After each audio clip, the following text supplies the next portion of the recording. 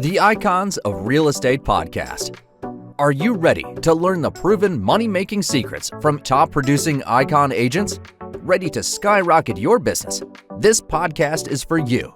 Tune in every week with your host, Tomasz Fonseca, and find out how to implement proven strategies to 10 times your business, from $3 million to $30 million in just 12 months. Brought to you by the Masters in Real Estate Marketing, Arter SEO. Well, guys, good morning and welcome back to another episode at the Icons of Real Estate Podcast. Now, today, I'm thrilled to introduce the one and only Mary Harmon Young, a distinguished real estate professional based in Alabama with a career marked by numerous accolades. Now, Mary Harmon has been recognized in Realtor Magazine's 30 Under 30, and University of Alabama's 30 Under 30, both of them. Yep. Now, she also has received the prestigious Arthur B. Pope Award for both the Tuscaloosa Association and the state of Alabama, both as well. Now, Mary Harmon is re-owned for her innovative marketing strategies, utilizing video content, including drone technology and buyer personas to effectively showcase listings. Now, her commitment to providing family-friendly experiences ensures that clients feel supported throughout their whole journey. Now, guys, put your hands together and help me welcome the one and only Miss Mary Harmon Young. How are you doing? You okay? I'm good. How are you doing? Yeah, tremendous. I love the accent, the Southern accent. They just get me going, you know? It is there, ready or not. So most definitely. Because when I do some like video, on different things, I can't tell you how many people are like, she has a fake accent. She's just trying to sound Southern. And it's funny to hear some of my clients even comment, nope. She's that Southern, like that's just it. So, I love it. I love it. Well, we'll dive straight into your real estate journey and spare no tips. Just going back to the beginning, how did it all begin? Like, what incentivized you to pursue a career in real estate? So if you ask my parents, even when we were like on vacation years and years ago, I would always find, I don't know if they had those in England, but there would be these like little plastic houses on the corners on a stick. And inside it, there would be the house book. And it would be like a little magazine. And, realtors would pay for their ads of all these homes.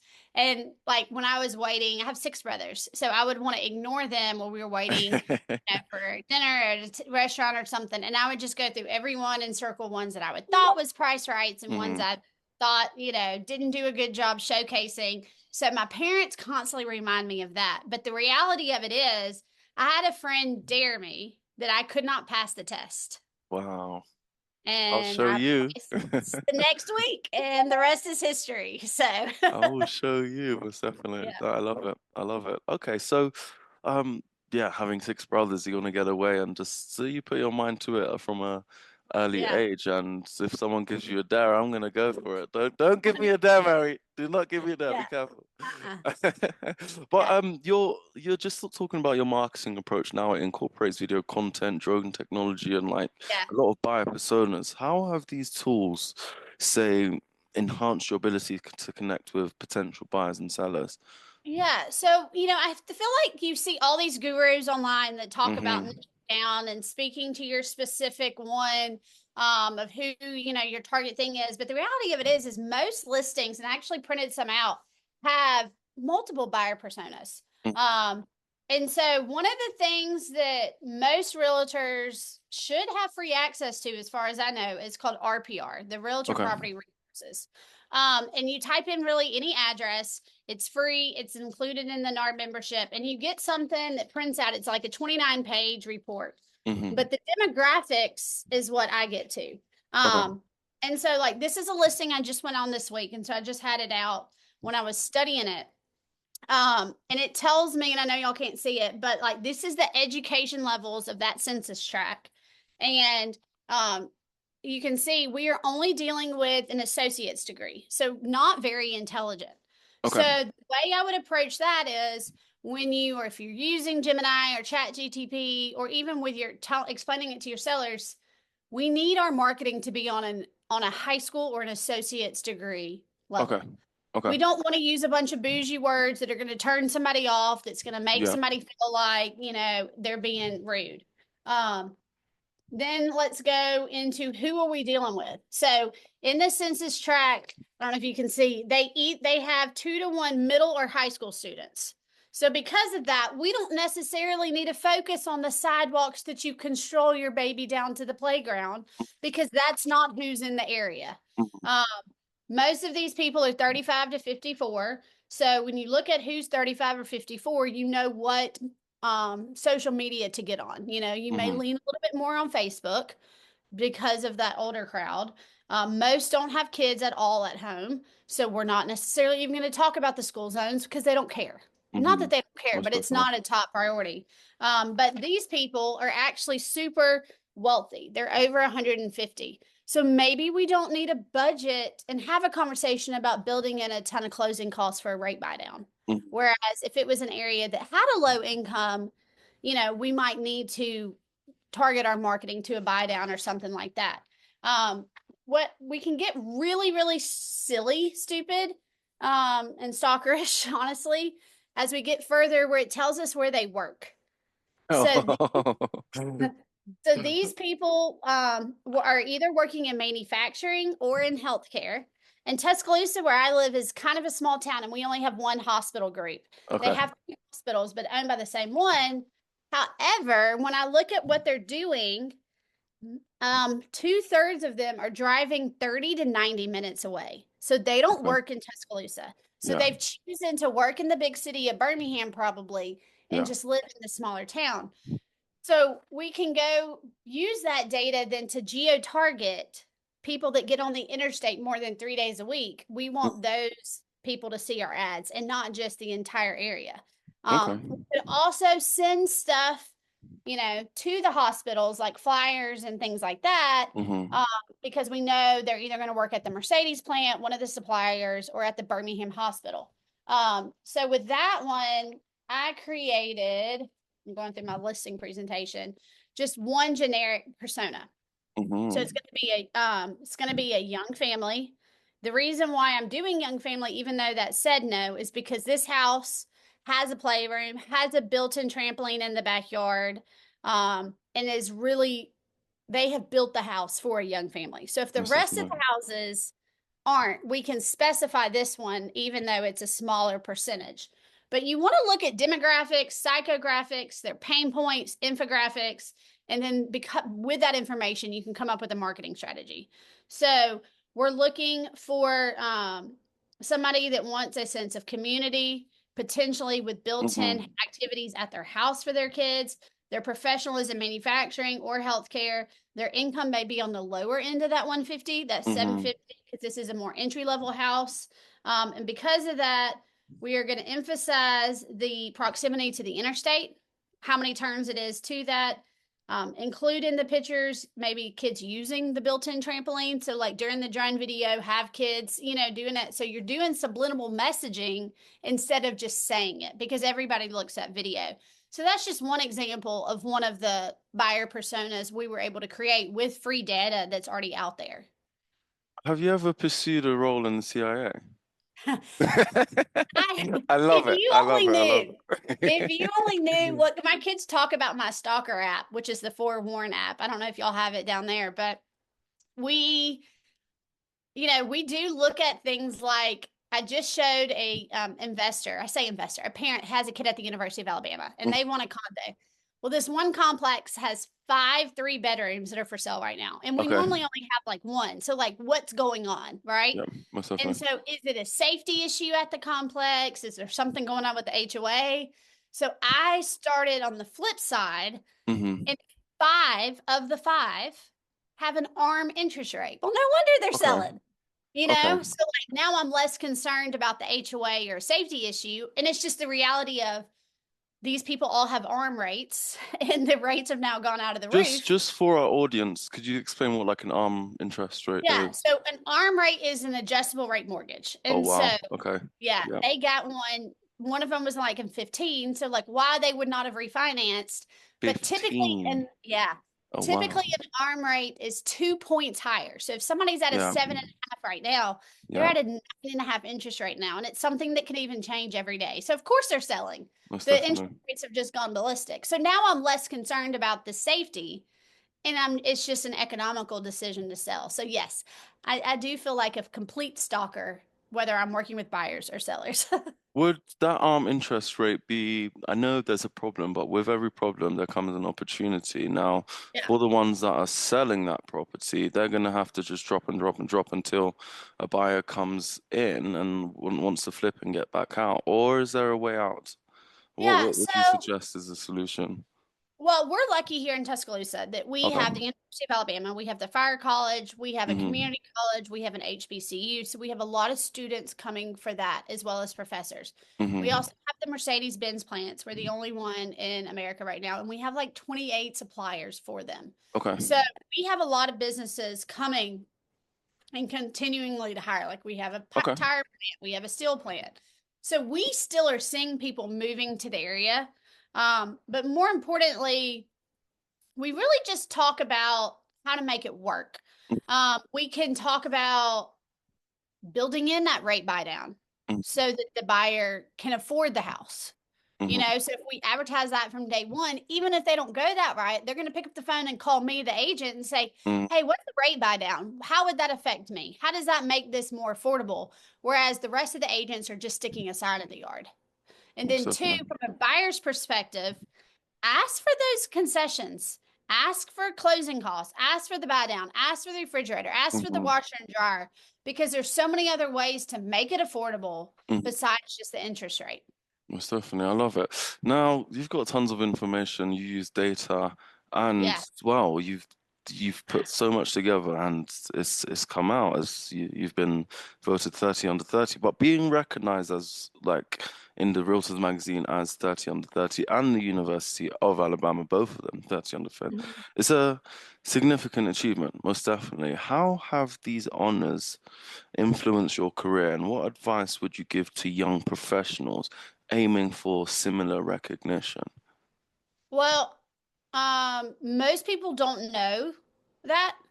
Um, it's out there, and I probably advertise it some, but I'm just super, I don't know, sometimes it makes me feel icky to be like, guess who I am, you know? And so I don't necessarily advertise it. So Mm, I do have it like on my website and like on my listing presentation, but it's not something we like harp on a lot. Um, more than anything, it probably has just helped surround myself with people that get me. You know, most when you definitely. become like an icon or, you know, a 30 under 30, you have super ridiculously self expectations for yourself. And the average, you know, 9 to 5 or just the average realtor Hmm. doesn't understand why does it matter XYZ, you know, that you Hmm. didn't hit your goal or that you didn't do this. But those people are the same kind of crazy as I am. And so when I'm like, y'all, this and this didn't go, they're like, well, what could you have done different? Hmm. Well, how can you spend that to do this? Well, why did you set that goal anyways? Why are you focused on transactions? You should be focused on volume or vice versa. Hmm. If anything, it's just exposing myself to people that hold the same expectations, that are the best of the best, that understand the sacrifice that this Hmm. level of, you know, just business takes. And that's, I mean, I wish for everybody to be in a room of people that understand them. Well, energy is contagious, and you want to surround yourself with the people that have the good energy, have the drive, and have the tenacity to jump over every single hurdle. Yeah. Now you have a focus on providing, say, a family-friendly experience. Yes. How do you tailor your services to meet the unique needs of families searching for their ideal home? I know you was talking about Yeah. the data analytics, but um, how do you tailor different services? Yeah. So here's an example like this one that I just went out on Mm-hmm. yesterday. Um, they have 3 little girls. And Mm-hmm. so it was a no-brainer. And I knew that ahead of time, so I could bring it. But this is my children's listing agreement. So Mm-hmm. a lot of times I'll go over the parents. You just read the room, whether you do the parents first or the kids. But Mm-hmm. like the kid says, I know that our parents have asked Mary Harmon, powered by EXP to be our realtor and help sell our home. I know that she's going to work hard to find somebody to buy our house. Maybe even a family will love it as much as we do. So I want to help. I promise to by doing the following. And so based on their age appropriate level. So like these ones had a 3-year-old. Well, you know, she can't do as much as a 9-year-old. So her job is to turn the light switches on. Okay. So she signed an initial, just like her parents did on their listing, that her job is getting out of the house for the listing, because it helps the parents too, because, you know, it's stressful to keep your house show ready when you've got Most kids. definitely.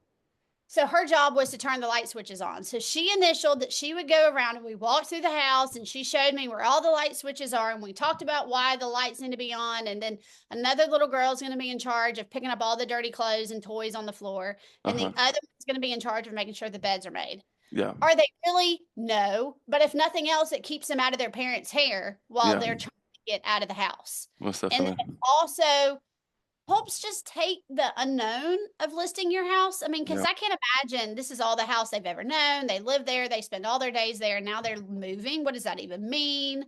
And 2, it says if they do it, then they get to pick. Do they want a Target gift card for $25 or an ice cream gift card for $25 or a Five Below?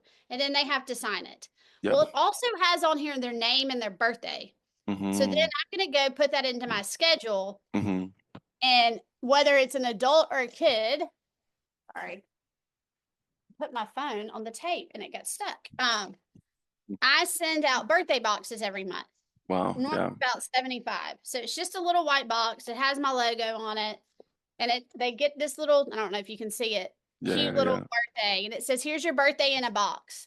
Put your candle in your cake, light up your candle, sing happy birthday to yourself, or have somebody sing to you, and blow out your candle and make a wish.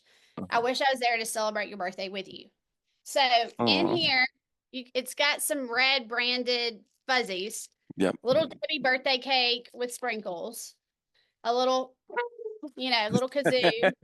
A balloon. A candle. And matches. Amazing. So now I know their name, so I can write real curly to the little girl's name, happy birthday, send her a birthday box. And so even, which sounds horrible, but it's the truth, even if they think about using another realtor, they're going to be like, well, I don't why them. Mary Harmon gives me gift cards to get ice cream. Harmon sends me birthdays, but at the same time, I'm also helping them make the process just easier. And then for buyers, this is my kids' bag. It's just a little Amazon bag that has the house on it. It says Home Sweet Home. And inside of it, I have things that are somewhat kid-friendly that takes, so I've got crayons. I've got to pop it so it doesn't make a ton of noise, but they can sit there, and do it. I've got, I don't even know what you call this thing, but like a little marble fidget inside of this netting. Kids love it. But just something for them to do while they're sitting there. I do have Purell wipes. And so what we talk about before we go in the house, I need you to help me. So they become like my assistants. And so we talk about all going to clean our hands before we go into somebody's house. You can sit on the steps and color, or you can be my assistant and hold my hand. So that way I'm somewhat in control of these kids in a stranger's house. But 2, it allows the parents to walk around the house and actually focus while the kids are sitting in my lap coloring or doing things like that. And then I'm also in the process of writing a kid's book about what they want in their new house. So I'm on my 2nd round of illustrations because I still remember I had a kid scared to death. We listed his house and he was okay. And then we go to look at houses and he wouldn't get out of the car and he was super upset. He was like 3. But I mean, it was a big deal. And he was like, I don't want to move. I don't want to move. And it was making a big, deal. So finally we said, why, buddy? Tell me what's going on. And he finally said, well, I don't want to poop in the woods. And as silly as that sounds, because he sat on the steps with me, he never saw that there were bathrooms in the new house. Okay. And so he had just potty trained. And so he was really, in tune with that. But like, we don't sit there and tell a kid, don't worry, this new house has a bathroom too. We Yeah. don't know what they're upset about. Yeah. And so just by like really being aware that the kids make a difference, Mm-hmm. the decision. I mean, I'm not saying let them pick the house, but but really just Make them involved as including much as them. possible. Yeah. Yeah. Being a Was that part of it, I think helps. now that this strategy is probably one of the first I've seen, and it's amazing. And I hope you can copyright it because after watching this, I think couple realtors will steal that idea. But what was the driving factors for you to create such a family orientated? Was it just that one child, or? Well, that one certainly started it. That was probably Hmm. in 2012. And I didn't have kids until a few years later, but I had my kids for 2.5 years with me, Hmm. 24/7 during COVID, obviously, when the real estate market was huge. And so, there was some concerns just about their health and taking them into houses. But my husband's in construction, so he had to work. And then I was in real estate and didn't have to, but was trying to, make hay while it was getting good. Hmm. They were with me. So it's like, how do you make it a somewhat professional situation when Hmm. you have your kids with me? And Hmm. so, um, it's not, it's, it doesn't phase me to bring my kids because I've made my life about my kids. So like my marketing has my kids. Sometimes my kids do the tours. Sometimes my kids do what's the best playground, in the school zone. And so other people know that my kids are involved, but then they're scared about their kids. So by having activities that automatically includes them. And besides, when somebody's nice to your kids, it makes things so much easier and it makes you Certainly. loyal to them and that kind of thing. So I think it's just more just out of guilt for having my kids, and Hmm. then how I would want somebody to treat my house if they had kids that I wasn't here as Most well. definitely. I love that. I absolutely love it.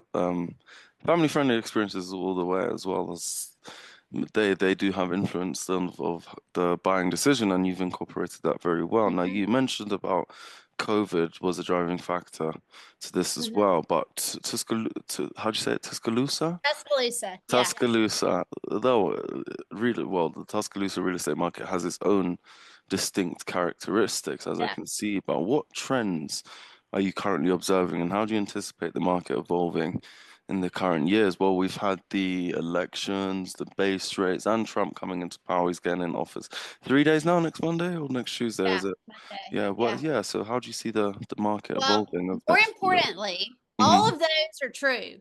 But the biggest issue we've had is Nick Saban retired. Okay. And Okay. so we're a massive football and just sports town. And we had Hmm. Nick Saban, who's been the GOAT of college football for 17 years. Okay. And he unexpectedly retired last December. Oh no. Okay. So we all were like, is the world going to end? Like, it's not about the economy, it's about Alabama football. Um, and we've had the same coach for 13 years, and who could Hmm. possibly replace him? And we have $3 million condos overlooking the stadium in small town Hmm. Tuscaloosa. Are those all magically just gonna drop in value? And so Hmm. all of the other things matter. But I say that jokingly to say real estate is local, period. All of the things matter, but more importantly, Hmm. what's going on in your specific community. And so, like I said, we still have people coming in. We have, I mean, a steel plant.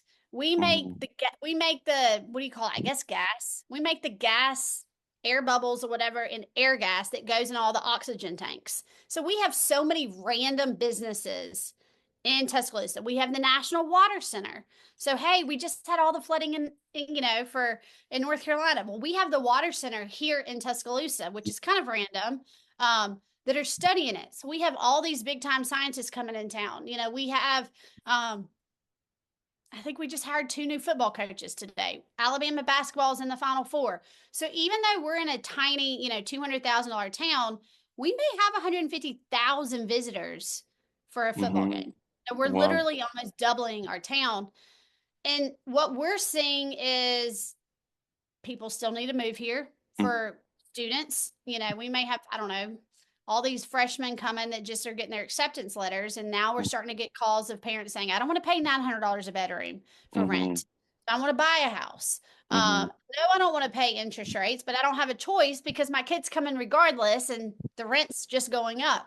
Um, we are having to be very creative with concessions. Um, we are offering, like I said, buy downs, interest rates. Even if you don't necessarily say that the interest rate is assumable, even if they have to assume it, there's just so many things to do. We do have 100% grant here in our area still. Oh wow. Most of our area in West Alabama is USDA eligible, which is Mm-hmm. 100% financing. We have a VA hospital here, so we have the VA presence with VA loans. And then the Alabama Step Up has 100% loan as well. So we still have some great opportunities for buyers to get into the market with either down payment assistance or any kind of 100% loan that's already out there. So that Wow. kind of helps too. So just in regards of like all the traffic that's coming in and out of Alabama, are you seeing, say, landlords being, you talked about creativity, are you looking at them as switching up the strategy?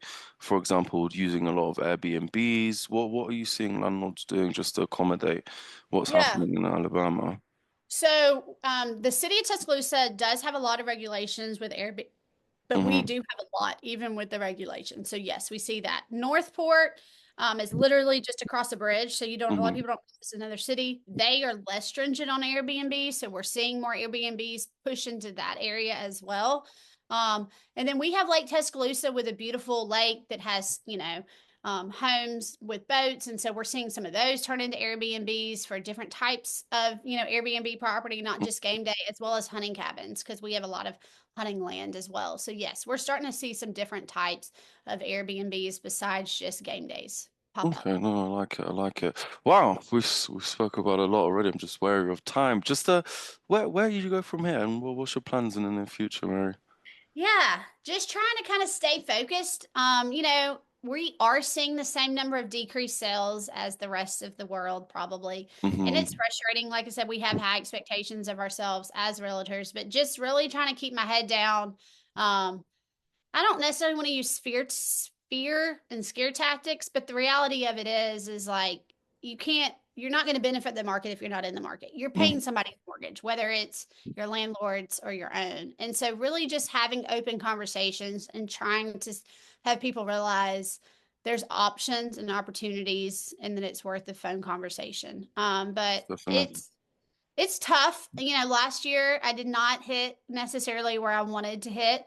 I think I ended up closing 44 and I wanted to close 50, but Yeah.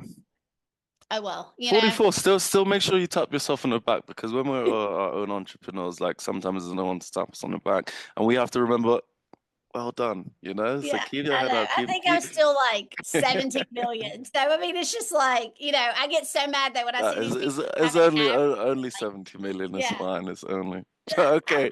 I think average is still like you're a bit 3. too humble. You're a bit too humble. Come on, man, you're doing smashing it. But wow, it's been a tremendous podcast. I wish I could talk to you for another hour. But Yeah, one last fun question. So here are the icons of real estate podcast. We're number one real estate podcast network, and we're passionate about making podcasting accessible to yeah. all because you just have an amazing time and you build the most wonderful relationships. But Mary, if you had, well, fun question, if you had your own podcast, what would you call it? I think I would focus on the balance of Okay, life. amen. Like having kids, I do try to get home to get them off the bus every day at 3, which is tough. And I could I'm still successful. So I think it's acceptable to do. But something with like balancing real life and work life. Balancing busy real estate. I love it. I love it. I love it. Well, let's Yeah. try and make it happen. Guys, how can our audience reach you, Mary? Yeah, so I have the true Southern double name, which is Mary Harmon, which is what most of my stuff is. So my Hmm. website is maryharmon.com. YouTube is Mary Harmon. I do think that my Instagram is under Mary Harmon Young.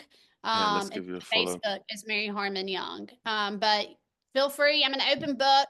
Always welcome to help people. I still remember the first time after I was licensed, I had my first contract, and I went to an older person in my brokerage and I was like, hey, how do I calculate the deed tax? It's a very simple Okay. question.